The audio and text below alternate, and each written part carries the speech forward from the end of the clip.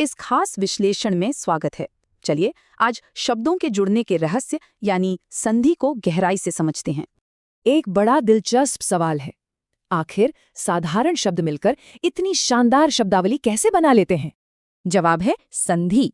जब दो वर्ण या शब्द टकराते हैं तो इस ध्वनि परिवर्तन को ही संधि कहा जाता है। जरा सोचिए, हिम और आलय के जुड़ने से ध्वनि पूरी तरह से हिमालय में कैसे बदल गई? इसे मास्टर करने के लिए बस संधि के इन 3 मुख्य प्रकारों या पिलर्स को समझना होगा। शुरुआत स्वर संधि से। 2 स्वरों के मिलने का ये जादू 5 आसान फॉर्मूलों में बटा है। पहला है दीर्घ, जहां समान स्वर मिलकर बड़े हो जाते हैं, ठीक वैसे ही जैसे हिम और अचल, हिमाचल। फिर आती है गुण संधि, जो ध्वनियों को मिलाकर नया स्वर बनाती है। सुरेंद्र इसका एकदम परफेक्ट उदाहरण है। इसके बाद वृद्धि संधि, जो स्वरों का इम्पैक्ट बढ़ा देती है। मत और ऐक्य मिलकर मतैक्य बन जाते हैं। यण संधि की बात ही अलग है। यहाँ स्वर सीधे व्यंजनों में बदल जाते हैं, जैसे यद्यपि के अंदर। और स्वर में आखिरी है अयादि संधि। इसका फ्लो कमाल का है, जो ने और अन को नयन बनाता है।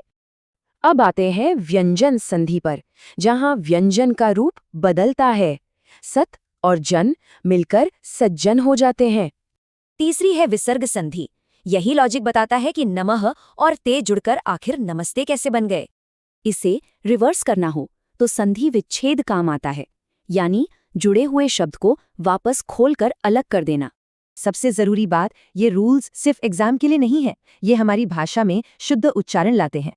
संधि के तीनों प्रकारों को तुरंत पहचानने के लिए ये आसान सी मेमोरी ट्रिक बहुत काम आने वाली है।